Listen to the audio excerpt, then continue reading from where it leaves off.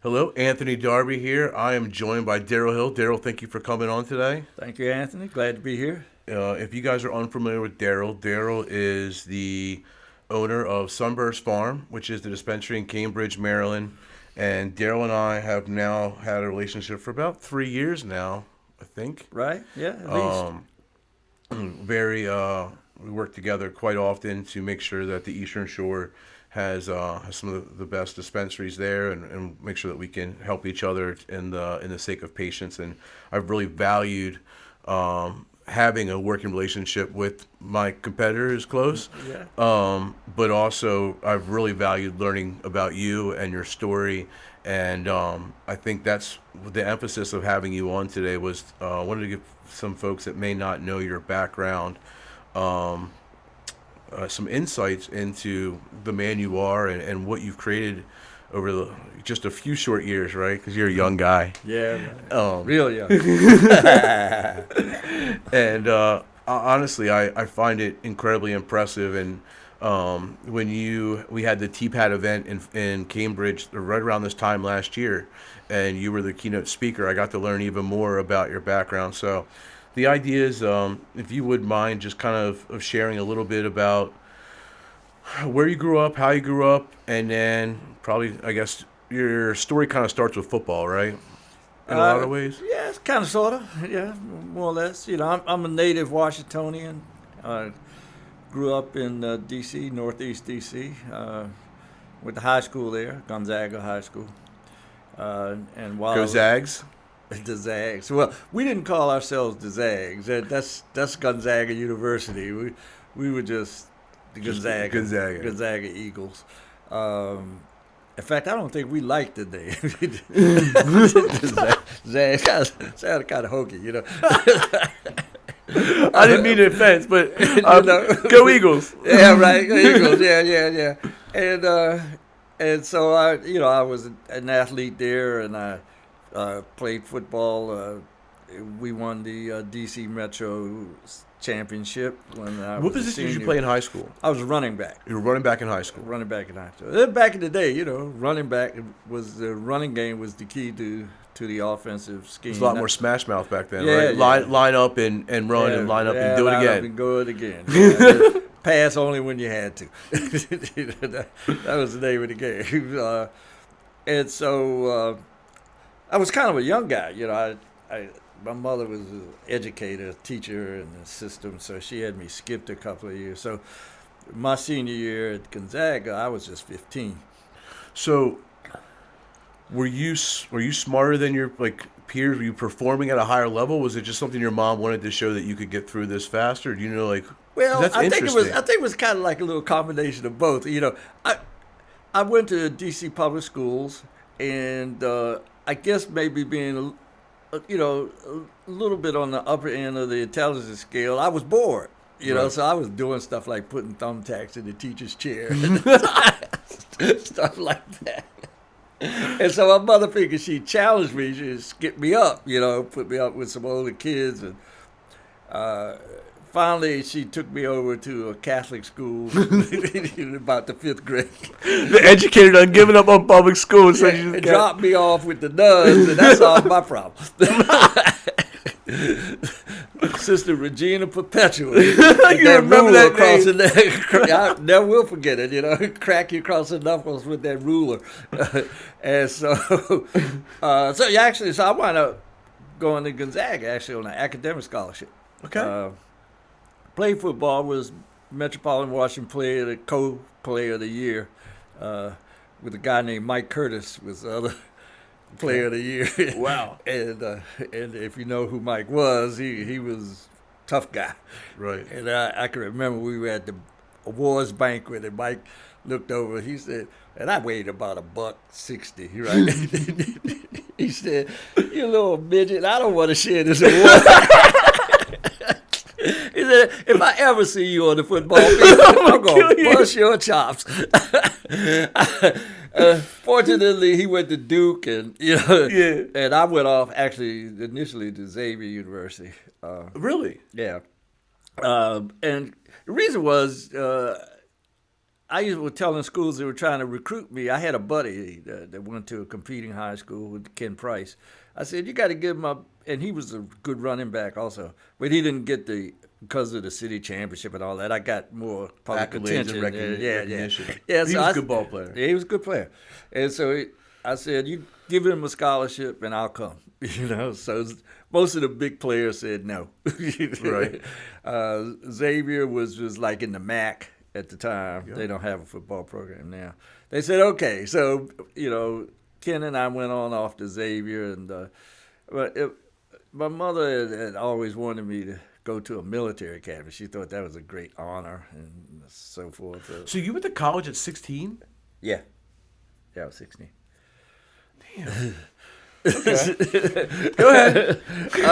Well, that's okay, Yeah. And so, and just in case you don't, real quick, we got to understand it. A 16-year-old man and an 18-year-old man are beginning to become two different types of specimens. The fact that the physical advancements that I made from 16 to 18 as a lacrosse player were tremendous. I can't imagine if I would have played my freshman year of college at the physical development that I was at 16. Like that's amazing. that was a jump.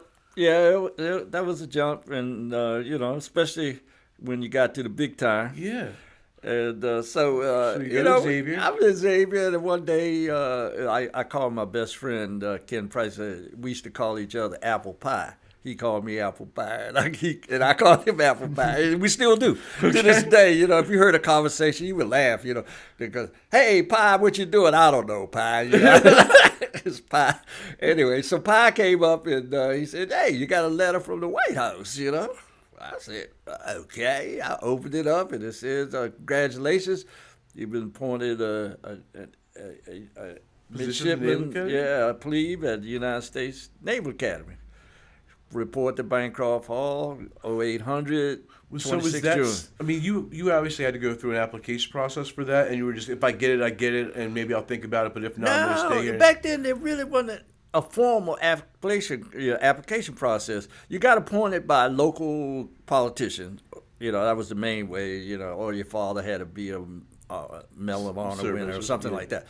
Okay, so D.C. didn't have a congressional representative.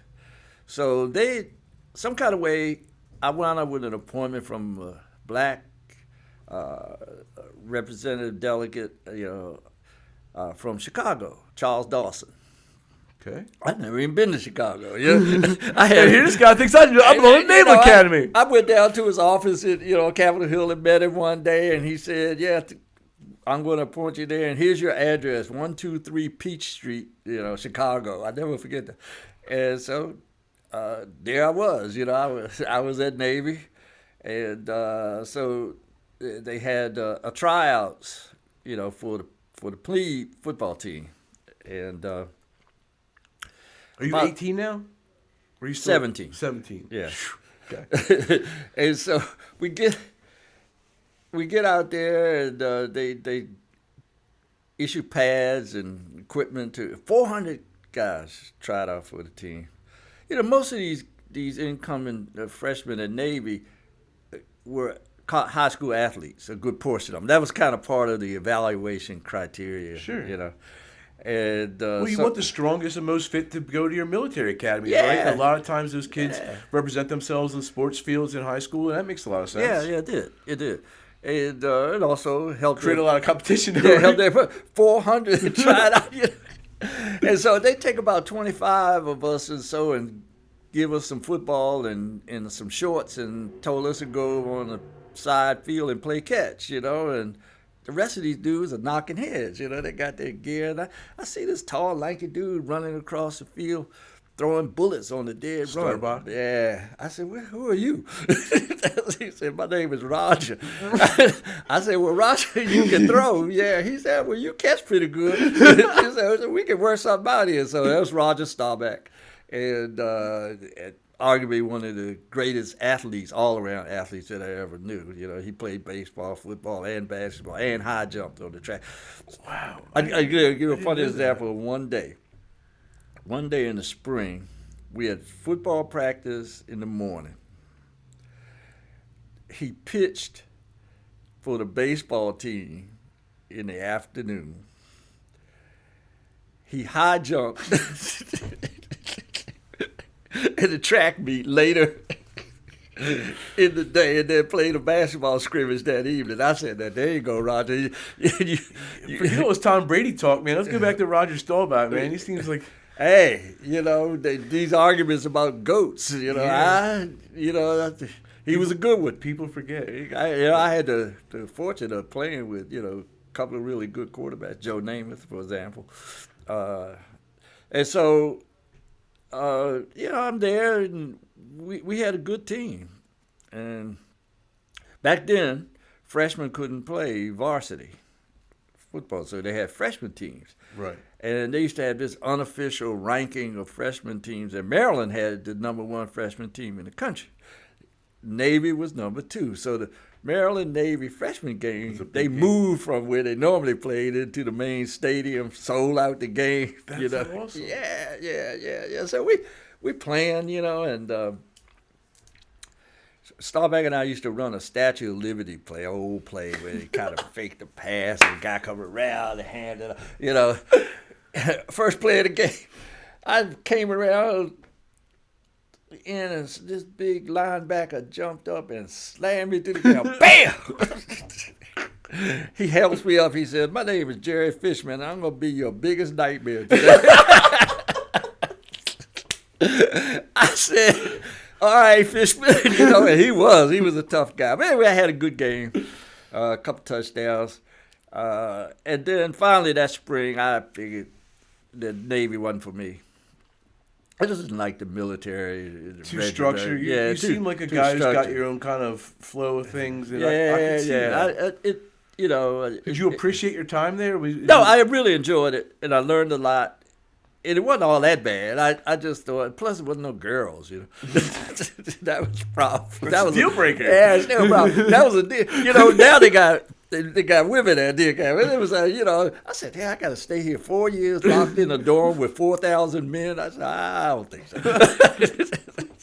At Maryland, the team seemed pretty good. Yeah, plus the fact, if your goal is not to be a naval officer or a military officer, then why go through all that stress and strain? If that's, most of those guys there really wanted it. That's what they were there end for. result. That was their life, right? That was their life. You were there kind of by chance almost, right? Yeah. I figured out that my mother had worked a deal with Dawson in Chicago, Gotcha. behind the back and got me appointed, I didn't learn that till later. But funny how parents act. Yeah. She was all, "Who, me? So I decided to leave and go to to another school. And by this point, I was, being hit up by all the known big programs, Notre Dame, Syracuse. Well, now you're 18 years old. I mean, Jesus. And so one day, Lee Corso, the guy that's on College Game Day. I saw that there was some back and forth with that. Yeah, he was the freshman coach at Maryland when we played that game. Okay. So now he has stepped up down to be the assistant coach for a backfield coach. And he shows up and hits the paper that I'm leaving. Staubach and I tried to do a package deal. He was going to leave too. Really? Yeah. But his parents talked him out of it. So my parents didn't want me to go either. The football department got to him. You said your mom was the educator. What was your father like? My father had a trucking company. Okay. Hills Transfer. And he did residential and commercial trucking. Actually, he built a pretty good. There was a big department store chain back in the day called Montgomery Ward. Yeah, I remember my mom had Montgomery Ward's credit card. Yeah, right. You get the big catalog in the mail and everything. That was the deal. So if you see trucks like Montgomery Ward's or Sears, that's not their truck. That's usually a contractor. Yep. Okay. So my dad's trucks had Montgomery Ward on them, but he delivered, for them, and so he was sort of a groundbreaker in his own sense. Sure. We went. So one day, I showed up at his office because when I went to the Naval Academy, I was only 17. If you're not 18, you have to actually go into the military when you go to these schools. So when you're not 18, your parents have to sign authorization. for you to go in. So when I was going to resign, the football department talked to my mother and said, "Oh, Miss Hill, he just don't like plebe year. Let him stay here for another year. Then he can always resign before the start of his junior year. So she wouldn't sign. I showed up at my pop's office one day, one Saturday afternoon. He said, "What are you doing here?" I'm in full uniform. I said, "Well, I got free time until 6 p.m. I have to be back on the base by 6. I said, and if I don't go back, I'm going to be AWL, and they're going to kick me out. And I said, I ain't going back if Mom don't sign the papers. And so he picked up the phone and said, "Okay, I think the boy's serious." I sent him on over there with the paper. She signed it, and I left. And, that's what Corso saw this. He said, showed up one day in Annapolis. He said, we'd like you to come take a visit to campus on Maryland, I said, "Coach, you forgot what conference you playing in." He said, "This is an important historical context here, because I said, "Dad, look." He said, "Yeah, that's just the point. The ACC has a segregated conference." He said, "The point is that we here in Maryland want to change that. And you look like the right guy. You're a good football player. You're smart, good student. Good grades. Yeah, and Come you've from done Naval it. Academy. You've done it before. You were the first black to play at a military academy. You were the first black to play at your high school." Did you have a sense of awareness about what that meant, or did you? Because I read a quote that you said, "I didn't come out to be Reggie Jackson. I came out to." No, I told Corso I didn't want to be Jackie Robinson. Jackie Robinson. I said I didn't want to be Jackie Robinson. I just want to play football. Right. Which is true. And so I said, I think I'm going to Penn State.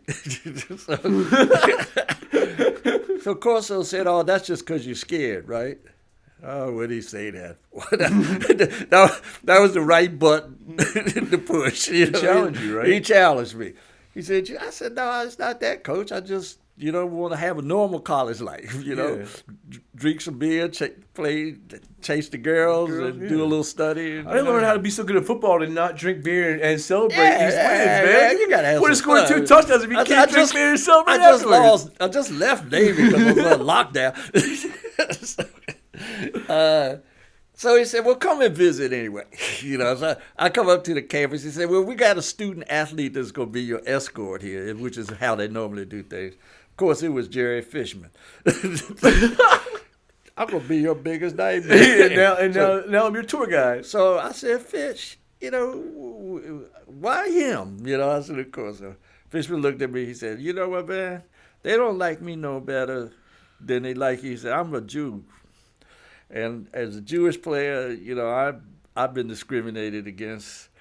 He said, when I was growing up, it was either run or fight." He said, So I chose to fight. He said, when I grew up to be 6'1", 230, I didn't lose too many fights. So I said, "Oh, okay." He said, "Man, I got you." He said, "Let's me and you." So I went and I signed and went to Maryland, and that was the best thing I could have done, So, so it's one thing to just announce that you have the title of the first black football player at Gonzaga, right? Yeah. First black football player in the Naval Academy or any military academy, and then first black player to play in the ACC.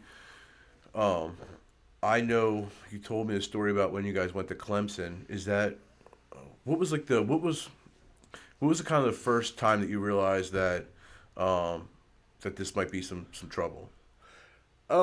Opening game at home in Maryland. Quick, fast, and in a hurry. Yeah, it came up real. Well, first of all, Clemson, Frank Howard, was a legendary coach and also athletic director at Clemson, had threatened to withdraw from the ACC if they signed me. He said, "You bring that dude here, we're gonna drop out the conference." And University of South Carolina also joined, who was in the ACC at the time. So Maryland said, "Do what you gotta do," but he covered.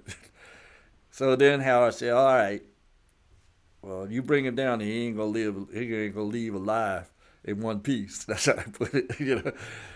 I said, well, they asked me to press him. I said, that's almost the end of the season. So I'll worry about that when time comes. And so, that threat was laid out there right then and there. Opening game, my roommate at the time was a freshman. His name was Hill, Walter Hill. And we playing NC State opening game. Walter, being a freshman, he was a football player too. He was the second black that they brought in, actually. Okay. And he said he didn't play because he was a freshman. So somebody called the door on him. I said, can I speak to Hill? And, Walter thought it was him. This voice said, if you show on the field today, we're going to be on top of Centerville Hall with a high-powered rifle, and we're going to shoot you. So I said, uh-oh. So Walter said, oh, no. He comes running. I'm in the locker room getting dressed, right? He runs over to the locker room. I never forget his flip-flops. He was like, told me about the call. So I said, hey, look, don't tell nobody. They're just trying to scare me. I said, don't tell nobody. Did you ever have a fear that they were serious? Or No. did you always just think it was just pussies being bullshitting? Bullshit. Yeah, that's what I thought. At least what I told myself. And I said, if you tell the coaches, it's going to be, they might not let me play. Certainly don't tell my parents, Right. And so he didn't. And so opening kickoff, I'm back there waiting. I'm looking at the ball, and I can see Centerville Hall. Because the upper deck that's at Maryland Stadium wasn't there at the time. It was just a bowl. Bird Stadium? Huh? Bird. Yeah, but it was just a bowl. Yep. That upper deck it wasn't there. So you could see line of sight to the dorm, high-rise dorms right behind it. Centerville, I think it was Centerville, was right there. I'm looking up there. I fumbled the kickoff. It hits me right in the chest. Darryl, what were you thinking? I was thinking there might be a guy with a high-powered rifle on top of that roof. And it hits the ground and then bounces back up into my arms, and I run out to the 50, and I was just lucky, Right. Yeah, boom, bing, bang, and there I was gone. All right, so we played the game without incident. Somewhere during the game, Maryland used to have a cannon that they used to shoot off in the end zone yes. when they scored a touchdown. It was loud. Yes. Man, I scored the first touchdown, and they shot the cannon, and I thought the dude that shot me from the rooftop, I fell all down, I was all looking, and then I said, damn, I ain't been shot with. And so my teammates thought I was clouded. They were laughing, they said, that's so funny. You fell down when the cannon went off. I never told anybody about it. And the reason I didn't tell it, because I didn't want it to become a thing to do. That somebody else want to emulate that. So I just kept it to myself for years, at least till after the season was over. It's a lot of burden to hold on to. At the same time, I wonder sometimes how much that type of an attitude of perseverance, it just mitigates that potential, right? Because that guy, he when he calls, if he doesn't have a real plan, his power is only in how much he can affect you. And if you sit out that game or you cause all this hysteria, then he almost wins, right? Yeah. But you go out there and you play your ass off, and it's almost like an F you to him. Like, I'm not going to... It never happened again. You see, and I think that was the reason, because I just didn't react to it. They didn't get out of me what they were trying to get out of me. I wonder now, just think about it, man. What would it be like if they had social media back then and the attacks that I would have had to suffer through? Well, that's a real interesting thing, especially back then when that was tolerated, right? So much more than it is today, and it's so much. Yeah, but when people can hide behind keyboard warriors, it's not good. No, and they wouldn't have. I don't know. I wouldn't have read it much. I didn't pay much attention to the press. themselves. In your day, being in the newspaper was as big as it. And that was the big deal. And you weren't feeding into a lot of that, right? No, I wasn't. And when when they would inquire, I kind of smoothed it over. And to Maryland University's credit and the coaching staff, they deflected most of that from me, you know. And Nugent, the head coach, Tom Nugent, I think I found out later if he sensed that it was going to be a controversial discussion, let's say with a reporter wanted to go down that road, he was steered away, you know. So I didn't get beset with a lot, but a lot of stuff you couldn't hide from, you know. Very next game was Columbia, South Carolina. And here we come, you know. First of all, Can I ask you a question? Did you experience discrimination on your team, or was everyone pretty? That's a good question. The answer is basically no. Okay. Almost all of Maryland's players at the time were Northerners. Maryland recruited most heavily from Pennsylvania, New Jersey, and so forth. Fishman, for example, was from Connecticut. Gotcha. There was a guy that played that became some notoriety, Jimmy Corcoran. They called him the King. You know, he was from Jersey. You know, so no. And the team was behind me. As a matter of fact, that's something I didn't find out till after I graduated. They had called a team meeting without me one day. I don't know how somebody took me to get a milkshake or something. Anyway, it distracted me. And they took a vote. If he can't stay in the hotel or can't eat in a restaurant, what are we as a team going to do? And the team voted almost unanimously, he don't stay, we don't stay. You know, there was a couple of guys who, you know, didn't agree. There was one guy from Delaware who was particularly, you know, outspoken, you know, but Fishman straightened him out one day in practice.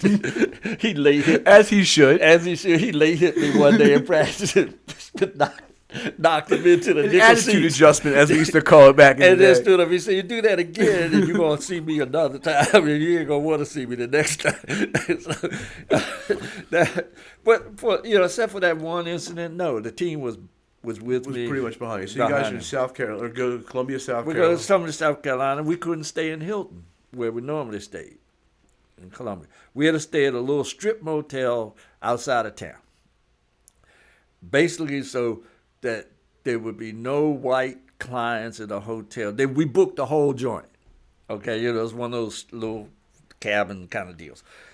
And so the team was, you know, being respectful, but I could see they were like, "Oh man," you know. I know we said we were going to stay at the Hilton, but man, we were at the Hilton. We ain't buying to this one. You know? And so, however, the black kitchen staff knew that I was coming and knew all about it, and they just went out of their way. They were bringing po' boys to our room and pecan pie and watermelon in the middle of the night. They packed chicken sandwiches for us to take to the game the next day. And the boys on the team said, "Hey, that's a VIP, man, that's all right, man. Dude, this is a good deal, you know." And that happened routinely, you know. You know, we couldn't, certain places in the South, we couldn't stay. They wouldn't stay. So tell me about when you guys go to Clemson. So, so we go down to, well, just finished in South Carolina. Come to the next day, we didn't ride the team bus to the school. We rode some kind of way. The team got some Army buses, U.S. Army, and we rode those in so that we wouldn't get attacked by, you know, assaulted by the fans. And boy, it was a night game. When we got there was a parking lot full of drunk tailgaters. and we had to pull the bus right to the door, you know, to the locker room, you know, where you could just get off the bus, go in, you know. So that's how we avoided. But it was like a circus, you know, guys with Confederate flags walking around Ku Klux Klan outfits and stuff. But no incident in the game. You know, except I lost the game. The last play of the game, we had the 10-yard line. I had a run option pass, and I chose to run, didn't make it. I should have threw it. So, at Maryland, you played quarterback. No, I was it was I was a wideout. Yeah, a wideout option. Yeah, but so this was like a pitch out. Gotcha. Option pass, yeah. And so, so Clemson now toward next to the last game of the year and going down there. So Howard is stomping, and threatening and doing all kinds of stuff. And we get down there and in South Carolina, at least, Clemson anyway, the blacks weren't allowed to go to the football game. So you couldn't go to the stadium. You had to sit out on a dirt hill that was at the corner of the end zone, called End Hill, of course. And it does seem surreal, honestly, hearing these things because if you're younger, you can't relate to it. I tell you, I really can't. Really? And I think acting like you can relate is almost ignorant to the true situation. So. Yeah, that was, just because there was no blacks in the stadium doing anything, selling hot dogs, nothing. So. And I went to, I don't know if you noticed, but the first school I went to college was in Limestone. And Limestone is only about 40 minutes from Clemson. Oh, really? It's in Gaffney, South Carolina. Okay. It's in between Charlotte and Clemson. I see. And honestly, the level of racism and the level of bigotry down there was eye-opening from someone that grew up in the Baltimore, D.C. area. Sure. We had a couple black players on a lacrosse team, and his name was Ricky Matthews, and his girlfriend was white. And we were all walking down the street, and this pickup truck stopped, and he grabbed his nose like this at us and beeped the horn and then drove away. And I was like, that was mild. That was wild. And mild considering what could happen. Yeah, and then also, that's probably nothing, right? Like compared to in the grand scheme of things, like some of the things that happened, it was just like, wow, this is a much different culture than what I was used to growing up in the Baltimore, D.C. area. Let me tell you, it was shock for all of us at Maryland because basically Maryland was the hated Yankee team as far as the ACC was concerned, because there are all the rest of the schools in the South. No one thinks that we're in the north of Maryland except for the southern teams in the ACC. They're like, you Northerners of Maryland. I don't really think Maryland is being like Northerners, but they certainly do. They looked at it that way, and the players were Northerners. Yes. They mostly. Or they're concerned. And so, we were the enemy just cause. And then when I came along, and I just added, fuel to the fire. Became the spokesperson of the enemy. Yeah, man. Before we get to Clemson, let's circle back to Curtis, right? Okay. So he's playing at Duke. Okay. We played Duke, and they got these racial cheers going. Get the nigga off the field, blah blah blah. And how Duke can be sort of haughty and so Curtis said, hey, we're coming out in the warm-ups. Curtis comes over and says, hey, man, I don't like this nonsense, and, I'm going to cool these folks out. He said, but in the meantime, when we start the game, remember I told you that bike?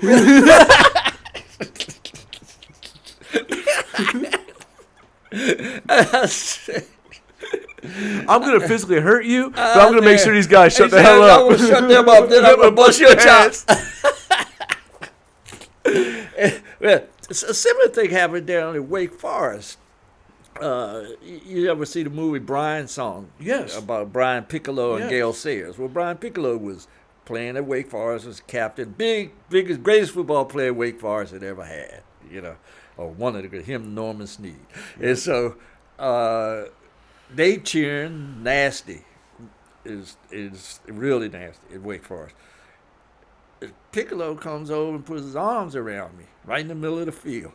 You could have heard a pin drop in the joint, Not another sound, It sounded like a small thing, but back then. That's a huge thing. Big. In the South, you ran the risk of being ostracized. Right. And a big hero like him, he could have been shut out or shut down. But he didn't care. And when you saw the movie Brian Song, you kind of tear came to my eyes. Yeah. I said, this is really the guy, because he did it before. And so that's amazing. To your point, I mean, there were hundreds of people whose minds were changed in that minute because their hero, Brian Piccolo, is embracing you in front of them. Exactly. And then, not another And that thing says so much happened. about you too, right? Because had you and not, in my mind, been someone a sound character, or you know what I mean, like you did yourself all the favors you possibly could to make sure that you were likable and you know what I mean. Oh, sure. Corso was sort of my mentor coming through Maryland.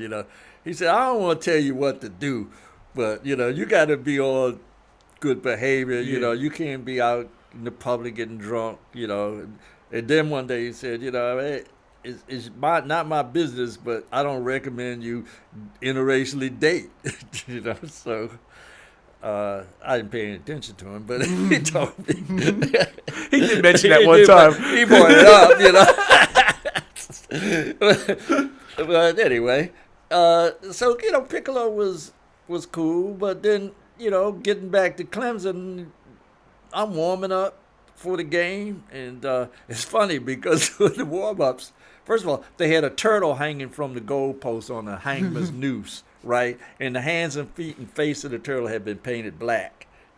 So that was me hanging the effigy right from the goalpost during the game, right in the middle of the warm-ups anyway. These guys are in these top hats and canes. I never forget it. They're going out there pointing at the turtle. The black people that are sitting on the dirt hill, they booing. And so during the warm-ups, if I caught a pass, all the black people cheered, and if I dropped one, all the white people cheered. Those little bit of black people were probably outnumbered 20 to 1. They were making loud noise, right? They were raising Cain, I said, oh, goddamn.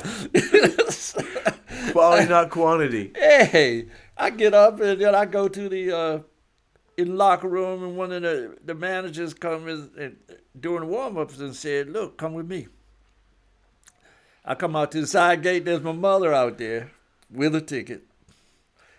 She went to all the games. My father told her he couldn't go because it was Saturday.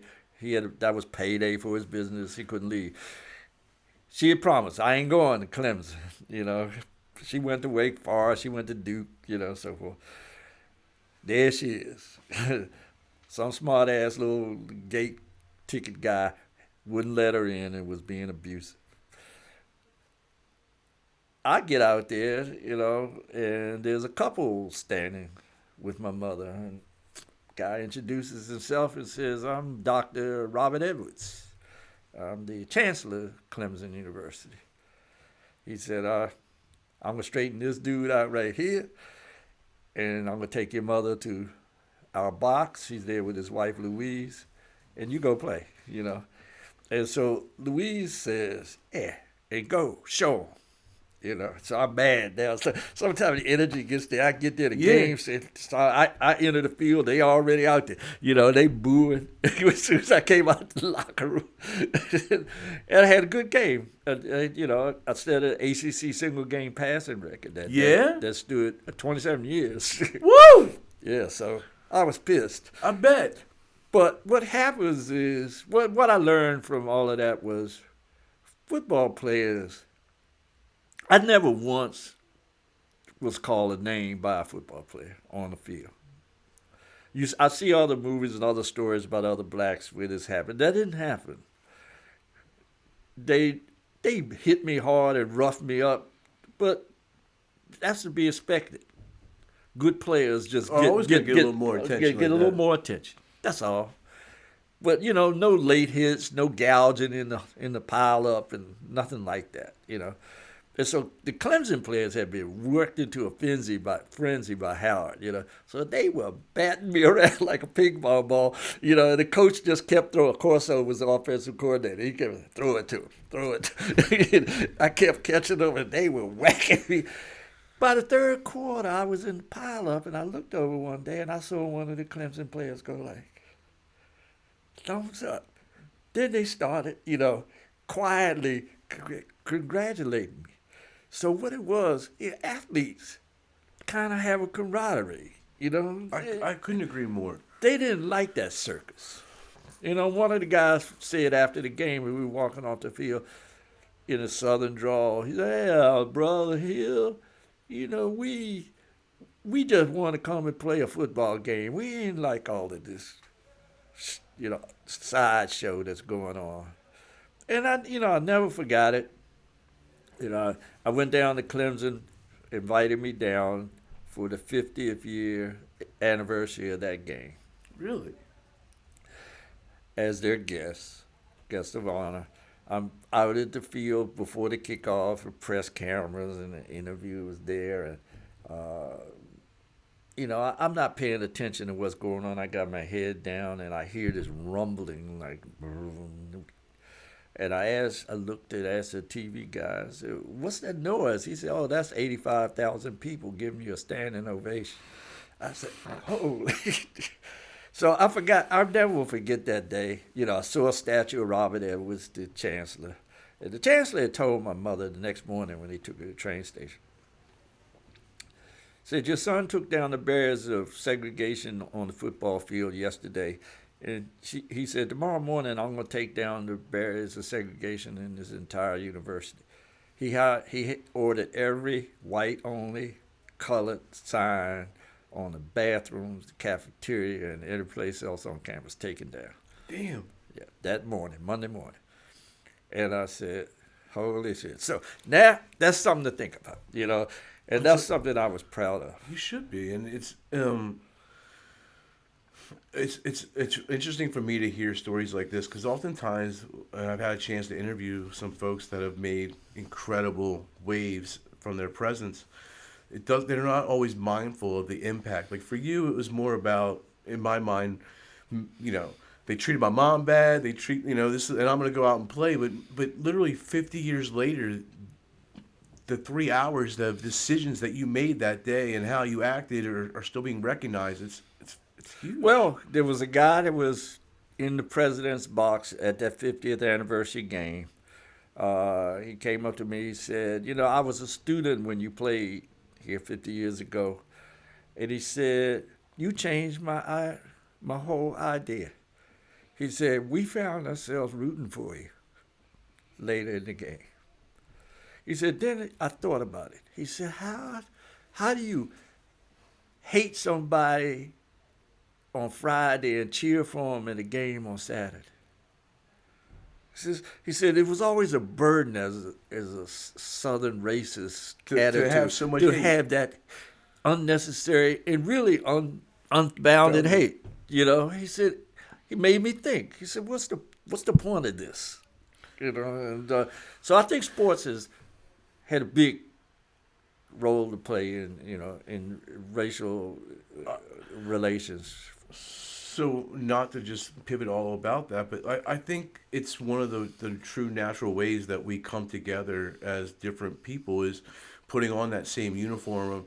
So when I was I was probably like 9 or 10, I left. There was 2 teams in my kind of my community. There was an all-white football team that I had played for my first 2 years, and they were horrible.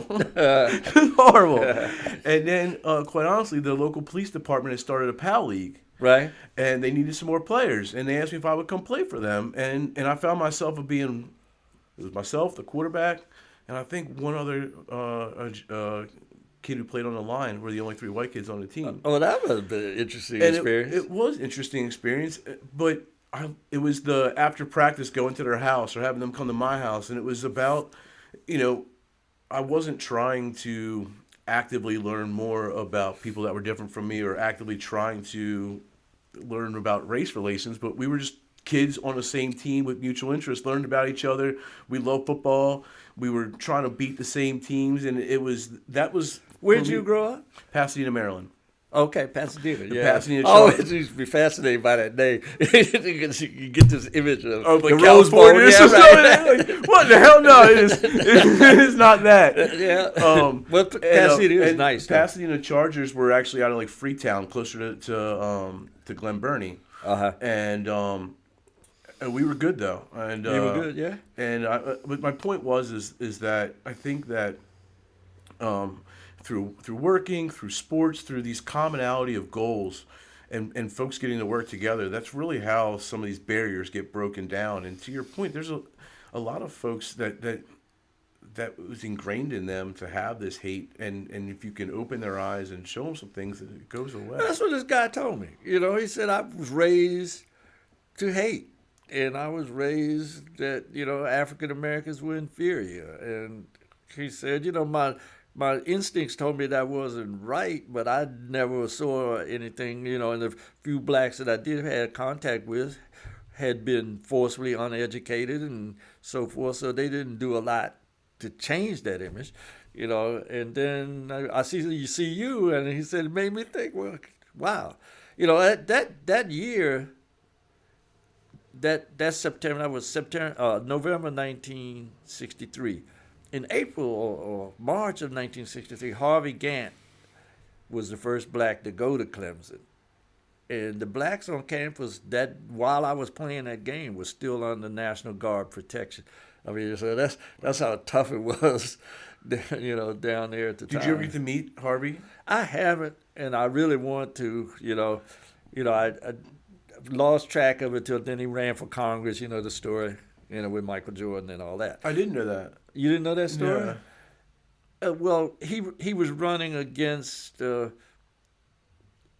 South Carolina had this really long-term senator, and Gantt ran against him and asked Michael for his endorsement. And as the story goes, he didn't get the support I think he was seeking. Got it. Yeah.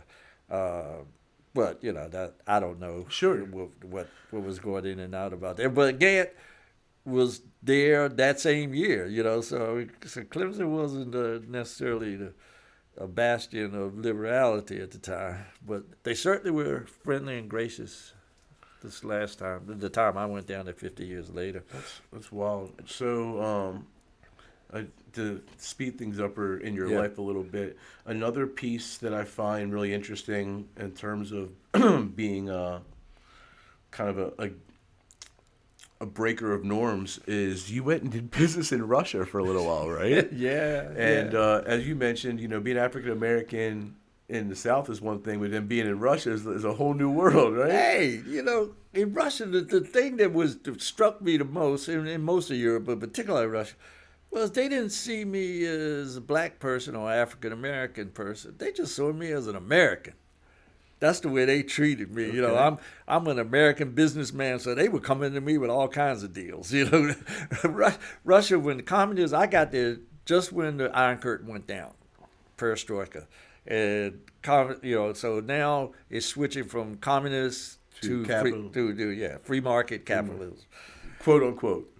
Everything. It was like if somebody owned every business in America, insurance companies, aircraft companies, motor, vehicles, you name it, one man owned it all. That's what happened in Russia.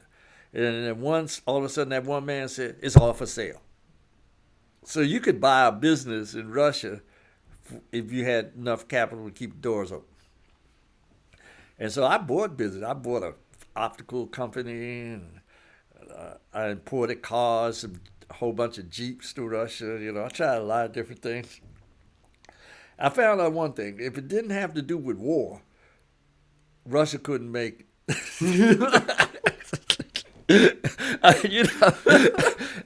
If it was a jet fighter, oh yeah. Machine gun? Machine gun. No problem. Yeah. Nuclear sub. Oh, they were the best. You need a pair of glasses? They still don't have a car. Yeah, I guess there's no Russian car. There's no Russian car. I don't think about things like that sometimes. Yeah, think about it. Russian microwave, it had one button, on and off.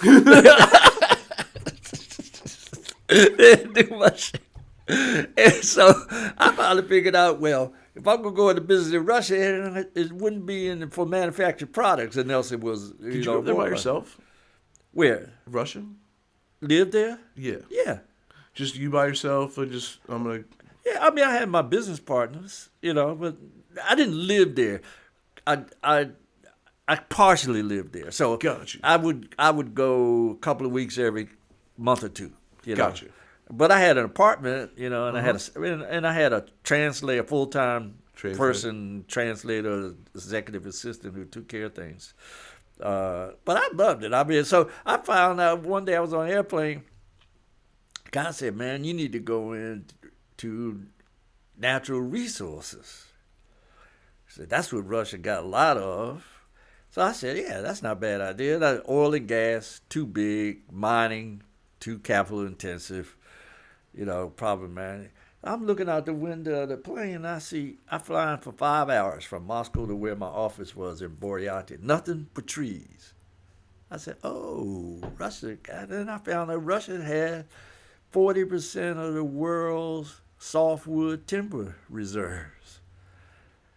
I said, "There you go." There you go. I cut down trees. I cut down trees. That's a lot easier than mining. Hey, I went to the little Republic of Buryatia. Russia was made up of Union Soviet Socialist republics. So the big ones, Kazakhstan, Uzbekistan, and Georgia, when communism went on, they all broke off and became independent countries. But there were little ones like Buryatia didn't have enough economic might to stand alone, so they stayed part of Russia. But Russian government made a deal, said, "Well, you can do your own thing, have your own government, your own president. You just pay taxes and send us men for the army." And we're going to leave you alone. Okay. So that was Buryatia. I went there, and their number one industry had been timber. Well, when communists just would say, "Send so many cubic meters of timber to Kazakhstan, send so many cubic meters to timber to this republic or that place or this place," and they just followed orders. When communism went away, those orders stopped coming. So all the equipment and everything they had was laying there getting rusty. So I said, "Well, what's up?" They said, "Well, we don't have any market for the timber." Said, "These independent countries are poor now. They can't afford to buy it. And we got 70% unemployment." I said, "Dang." I said, "Well, haven't you gotten any investment?" He said, "Yeah, some Finnish company came and made a deal with us.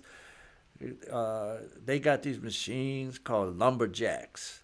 And it cuts the tree, strips the bark, cuts the limbs off, sizes, puts it on the train, does everything." I said, "What does the machine cost?" He said, $10 million each.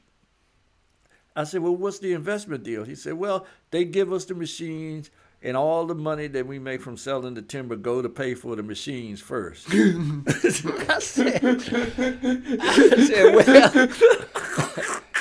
said, "Oh, okay, that's not an investment." They just sold you a $10 million piece of They equipment. just sold you some equipment on credit.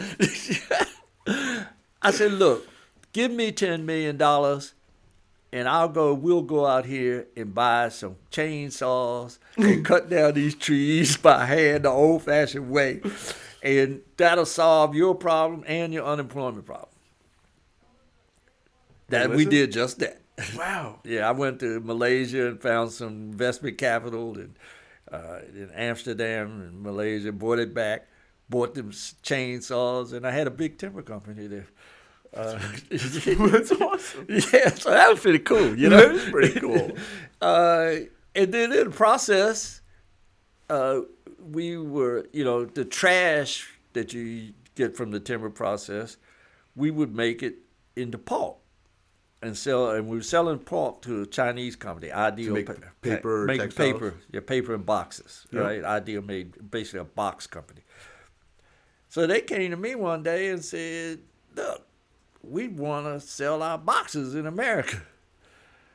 And they were in a city called Hangzhou, southeast China. I said, "Okay, let's make a deal." I said, "You give me the exclusive marketing rights for North America, and I'll get you into the American market." So somebody came to me one day and said, "Well, you know what they're going to do? The Chinese are going to subsidize this paper company. They're going to undersell your paper, Boise Cascade, and your other American box companies." I said, "Yeah, okay, that's right. I'm not going to do this." And then the second person came along and said, "Listen, that's short-sighted. If you don't do it, somebody else will." Yeah. So it's going to happen. Right. So don't don't have no regrets. If this is a better solution for businesses, they're going to buy it, whether it's you or not. So I didn't have it 6 months to a big American packaging company made me an offer I couldn't refuse. You sold it. I stole it.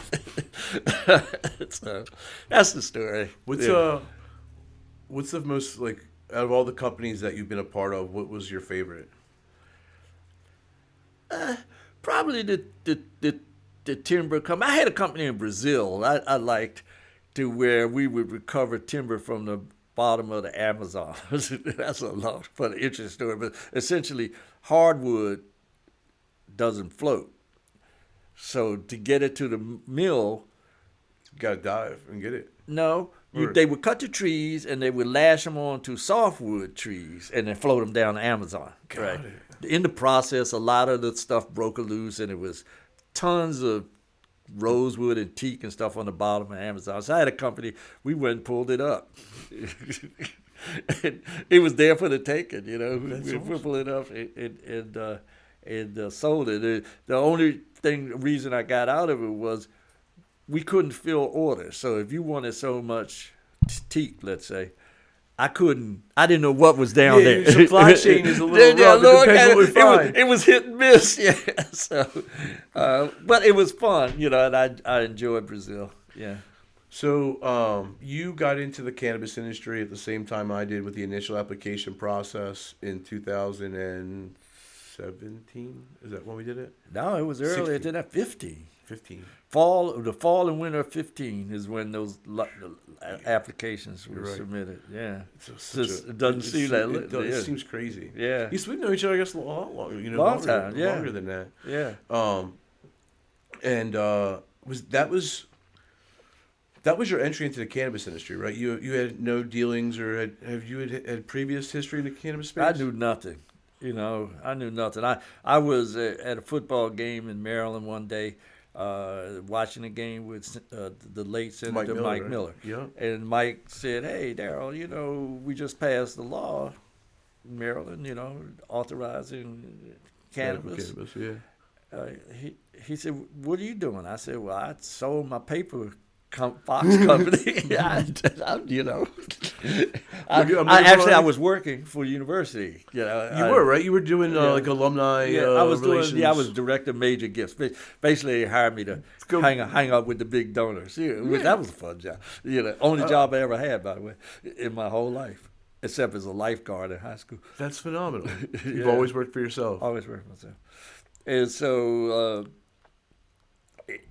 I said, "All right, Mike, maybe I'll look into that." And then I did, and then the announcement came out, and, you know, I was successful, fortunately, to bid. And I picked the Eastern Shore on purpose, in Cambridge specifically because it was, you know, 50% black city with a lot of poverty and unemployment. So I thought maybe, you know, I could bring some jobs and so forth there, and, you know, and I tried to get a grower's license, cultivation license, also didn't, but did get the dispensary, and, you know, it's been blessed. You know, you guys do a great job out there. Your dispensary looks phenomenal. I mean, you guys took a building that was Crusader Liquor Mart left out to die, and your build out is beautiful and really challenged us when we opened our new campus to make sure we came correct to market, because you guys had well, you one up this. I don't mean it is a great building. It is a great building, and I'm really glad that we are at least at par, because you know, quite honestly, when COVID happened, we were so exposed in that building on Snow Hill Road. It was just so small. It was so tiny. We couldn't do anything. And we knew that patients were preferring your experience at Sunburst because you guys had the space and you were able to still provide the patient experience. Right. So it was, you know, we're now, whether you go to Sunburst or you come here, you know, you're going to have a really nice facility. And that's good. You know, I mean, I like, you know, being in business, and I like money, but I like the competitive spirit. You know, I like what you and I do together is you know, very friendly competitors, you know, and working together. There's a lot, there's plenty out there. Yeah, I think, you know, the fact that there's 25 miles instead of 6 is probably good for us. That helps, you know. It helps a little bit. Our group just opened a new dispensary in the Central Valley of California, right? Yeah. There's a dispensary 2 blocks away. They're not happy. They're not happy, right? So yeah, so I think I think we're the perfect distance that there's a lot of mutual interest, but there's also enough geographic space that we're not stepping on each other's Yeah, I toes. mean, there are And three markets here. There's Ocean City, yeah, Salisbury, and basically okay. Cambridge East. So we kind of share that, which So is good. you in your dispensary you brought on some experience from California, and Michael is a general manager, and he's obviously got Sunburst going, and now you got some projects going on in California, right? Yeah, we just opened a new dispensary last month called Green Bean Farm. Do you have this green bean farm? So it's different branding and different. Yes. So Michael had been in the business prior to joining my team. Cool. He had a home delivery business in the Central Valley of California called Green Bean Farm, called Gotcha. Green Bean. Okay. Okay. And so then we just stepped it up to Green Bean Farm. And, he had gotten a license from a little town in Cali, in the valley.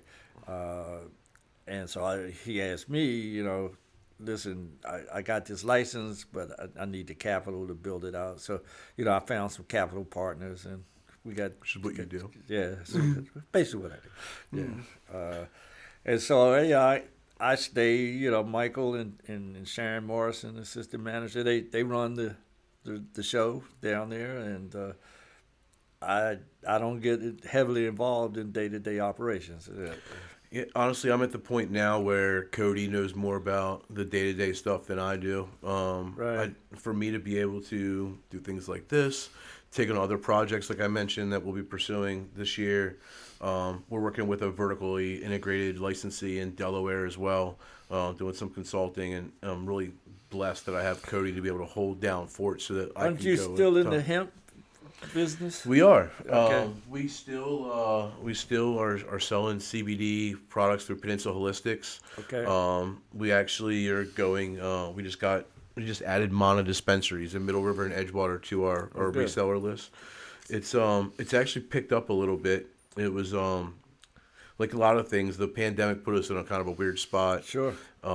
Without being able to sell online and take transactions. Right. But we got all that taken care of, and now we have the store downstairs. So it's been 2020 was hard on us. It really was. Was it? I think publicly facing, we still put a good smile on, and everyone saw us. Everything's great, and yeah, it's a pandemic, and we got a new campus coming. But meanwhile, it was a lot of like. The campus model is about a gathering place, and there's a pandemic that doesn't allow people to gather. And anytime you have a build out of our magnitude and you're trying to plan a move, the business, and we created Peninsula Wellness brand from nothing. Everything had to be, the logo and the website. All of that work was all done. And it really seems like the last couple weeks, we're starting to really see some of the fruit from the seeds that we planted in 2020. And Good. downstairs business is phenomenal. The wellness side is finally. Is that stepping up? It is. Good. It is. It's in the green, and or the black, so to say. Now the red, and the folks are understanding the more of like we're casting a lot of more things on YouTube and virtually. So. It's good. Like I feel like 2021's there's going to be a lot of pent up activity based upon what happened in 2020. Well, you have a great model. Something that I had thought about. I think the combination of wellness and cannabis is a natural segue, and so you put them both together, and you got a wellness center. I think that's right on target. Right on point, and it's certainly a service and that the public needs and wants and needs to know more about. So I would suspect maybe people come here initially to say purchase cannabis, and then you introduce the wellness concept to them. We put the wellness store right where everyone that exits the dispensary has to see it like Disneyland Yeah, right. style, right? Like whether you want to buy into wellness or not, we're gonna introduce it to you every single time you're buying weed. So because this helps, and you definitely need some things on this side of the house as well. You can't just think that cannabis is gonna fix all your problems, because that's not how it works. So that's getting traction now, right? Yeah, it is. It really is, on. and our patient services is picking up, and I'm really starting to feel validated that the model was true, and it's viable. So it's been great. Yeah, honestly. I always thought it would be too. So I think You hit the nail on. You got plans for any additional stuff? Um, I mean, I'm not trying to give you yeah, I trade mean, secrets. yeah, I mean, we're working some things a off. simple bracket. yes, maybe. Yeah, I think. Yeah, so truthfully, the couple of things that we're working on right now are the two big initiatives. Are I'd like to build out a delivery platform, not far, but an insulated, maybe 15, 20 miles from our dispensary. You think you can make that work? I've been thinking about it. You know, I the don't. geography down here is so Geography is tough, tough. and be Yeah. honest with you, I think the business. This is funny to have this conversation on the podcast, but I think the business case is there that it won't lose money. I don't. It's not going to make us a lot of money. This is a service that I'm offering. It's Right. honestly it's a protection piece to. If we have the patients that are older and they have mobility challenges, if I'm going to say that I'm going to be the man in Salisbury, then I feel like that I should be able to cater to all of our patients, including those that can't come. And the other thing that we plan on doing, and it's the first time I've mentioned it publicly, is we're going to try to go 7 days a week of operation. Okay. Same thing. If I say that I'm the man in Salisbury, I can't be the man Monday through Saturday. But then if you need medicine on Sunday, you got to go to Sunburst or Yeah. to Ocean I mean, City. you know, that's the reason. You know, I just had a chat with my staff just this morning. I don't talk to them often. I went to the staff meeting maybe once a month, a year or something, but about weather. And I said, we basically a pharmacy, Yeah. and we just can't shut down. We got patients who need service and who need product, and if we can all stay open, we will.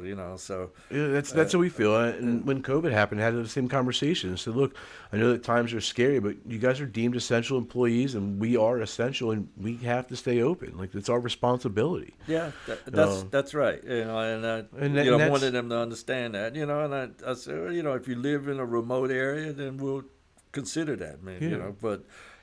For the most part, but you consider the fact that you need to be here at 8 o'clock, so start making some plans with one of your buddies in the big ass trucks. Hey, look, I tell you, man.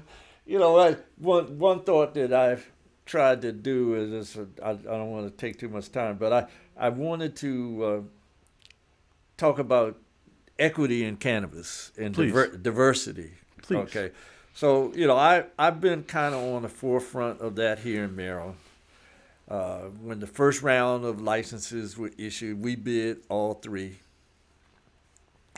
We had as our partners a company called Tilray, which is one of the largest Canadian growers and processors. Very well, and our financial partners was, Tilray Financial and Privateer Holdings, which is a private equity fund to specialize in cash. So we had capacity and we had capital. We didn't get a license. So the Washington Post came along and said, well, why didn't you get a license? I said, I'm not sure. I said, maybe I was naive. Maybe I thought that this was going to be a straightforward, competitive bid that would be evaluated on its merits. But as all things have it, there are other factors that come into play with these things, and some of them political. Like what politicians saw your application first, or Cheryl Glenn's play. So we didn't do any lobbying or anything like that. Did it by the book, right? Yeah, we did it by the book. We didn't win. I know how you roll. And the Post said, well, here's Darryl Hill, international businessman, state hero, icon, smart guy. How come he don't get one? And then the ball started rolling. So then the Congressional Black Caucus picked it up and that theme and went to the next step and finally got some additional licenses authorized where diversity was a factor. A scoring metric. So the state came out and had another round of applications, but this time there was a scoring rubric that was all around diversity that included things about your leadership team, the type of contractors that you were going to be employing, where your business was going, and the type of community that you would be impacting. That's it was much more sophisticated in what they were trying to accomplish. Correct. Now, I don't think it was perfect. It had its faults, but it's a learning experience. Decent intent, right? There wasn't much history there, track record. So Maryland was kind of breaking new ground there, and they did so, and and I was happy, that happened. So, part of my objective now is to try to get that expanded on a nationwide basis, and so I consult with other states about how to do this application process properly, and to include diversity. I mean, Maryland only offered, say, 5 points out of 100, but in a competitive bid situation, that 5 points can make or break you, Right. more or less. Sure. Okay, so.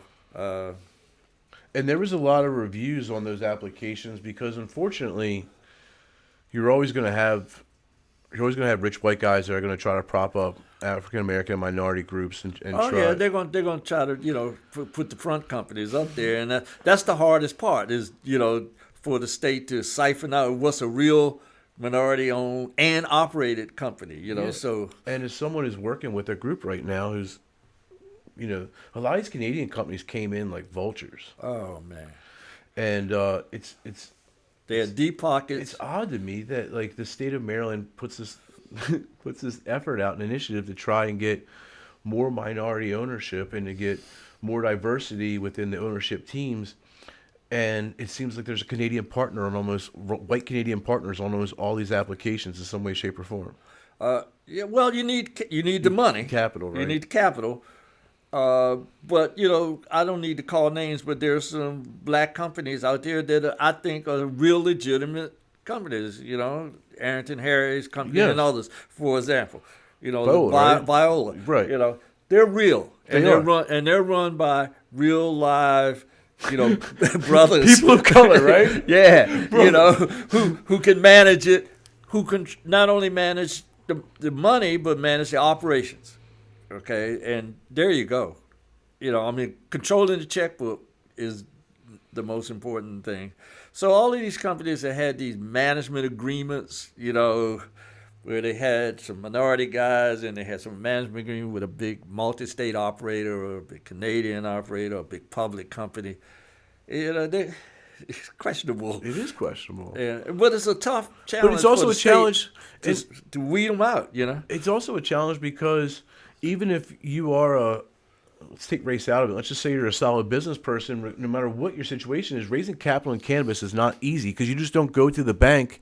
You have to raise capital in the private market. And then when you put stipulations where you can only raise capital from these groups and not these groups and this person and that person, to me it just seems like even more additional hurdles than what regular applicants faced. You see, here's the dichotomy that the state wound up in.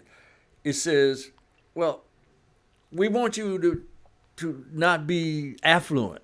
Basically we want you to live in a certain zip code. You can't make but so much money. You got to be poor. And then again, but also we want you to finance raise millions of dollars. Yeah, $15 million cultivation plant. Well, how's that work? If I had $15 million, might not be applying for this application right now. First of all, you got to live in the hood, but you got to have $15 million. That's a tough challenge. So do you have any solutions? I do. Okay. My solution would be that, let me backtrack my history a little bit. Okay.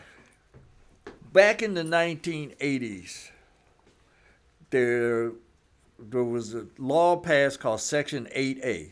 Section 8A of the Small Business Investment Act, which basically allowed the federal government to give certain advantages to minority businesses in terms of bidding federal contracts. Correct. I'm very familiar with it. Okay, 8A. So the first step is, as a company, if you were a minority company, it was to get 8A certified. You had to be certified as an 8A company. Then the federal government could contract with you directly and circumvent the bidding process. Yep. The state of Maryland has a similar process for set-asides. The Department of Transportation has a certification process. I think, why not make these companies go through that scrutiny? Let the government, let the state Department of Transportation say, is this a legitimate minority-owned company? Because they know all. They've been at it for years. They know all the scams and the tricks and the trades and the front guys, of people trying to get their contracts. Using this set-aside program. It's there for the user. Sure. That makes sense. It doesn't seem like the application process itself is the time to determine where these guys are. If they had that certification coming into the application process, it might make things a little easier, right? It would. I agree with you. I think that's a. Yeah. I think that's a. At a very step in the right minimum, direction. after you make a preliminary award, then run them through body. Right. Sooner than later, right? Yeah. These things get dragged out. But, if you did it up front, like the state does, so if you want to bid a state contract, you got to get certified first. You want to bid a cannabis contract, go get certified. Yeah, and then you bid it, But anyway. Any other words of wisdom that you want to leave off with before we hop off? I could do this for hours, by the way. Honestly, I love hanging out with you. Yeah, you like this. In fact, you got a kind of natural bent for this thing. You missed your call when I in get life. great guests like you, man. Honestly, if every guest is as interesting and as cool as you, I'd be here all day. I appreciate the flattery. I'm serious, man. I really do. I'm not bullshitting. I do have a ton of respect for you and how you conduct yourself in business, and I'm appreciative that that we're friends. Oh. I really Likewise, I appreciate it. And I gotta say here in public, you've been a great friend and competitor. I want everybody to know Darby was open first, and he helped us get open without flinching. He advised me in many ways and answered all my questions when I had them. So I'm always happy to help and continue on. You guys, like I said, you guys run a good operation there, and I'm proud to have you on the shore with us. Yeah. Thanks, Darryl. Thanks for joining us. Thank you, man.